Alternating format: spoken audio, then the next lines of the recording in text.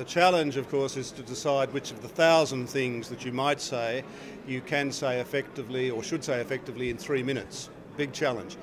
I decided after a great deal of reflection to speak about the family and violence, because in Australia, where I come from, questions of domestic violence are massive. We're discovering that this is one of the hidden horrors, and it's not just Australia, it's everywhere.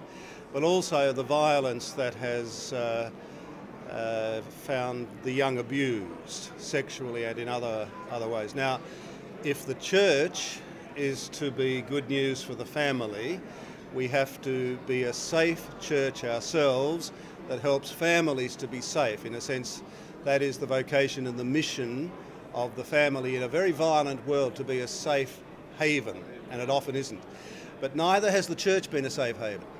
So we have to evangelise ourselves to make sure we're a safe church in order that we can help families to be safe. And I asked the question of what exactly that might mean.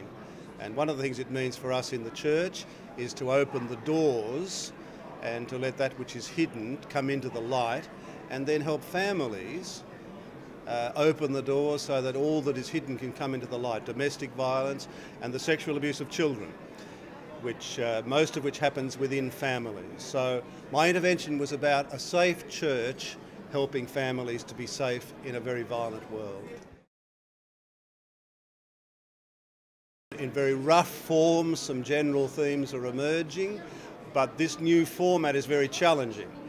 So far it's been hard enough for us to know exactly what the task is, and therefore to know what our method in the small group particularly should be. So there have been moments of frustration, moments of uncertainty, I'd say even moments of muddle, but it probably has to be like that if we're about a serious process of discernment.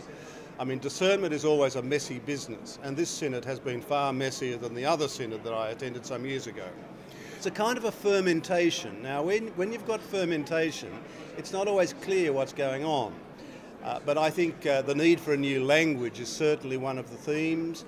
I think there's general consensus that we're not going to abandon or violate the core teachings of the Church on marriage and the family, but that this opens up all kinds of fields of possibility about the way we speak of marriage and the family. I think we need a language event, but also a challenge to pastoral creativity and apostolic imagination is a phrase I have used here, to try and imagine new initiatives, new strategies that would help and communicate at this time. So to say that we're not going to change church teaching is not to say that we're going to do and say nothing. I mean, we do need to speak and act differently, even while we absolutely respect and promote in every way possible the teachings of the Church on marriage and the family, which we believe have their roots in Christ.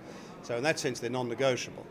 But beyond that, there is all kinds of possibility, and we need to expand our vision of possibility. And I hope that happens in what remains of the Synod.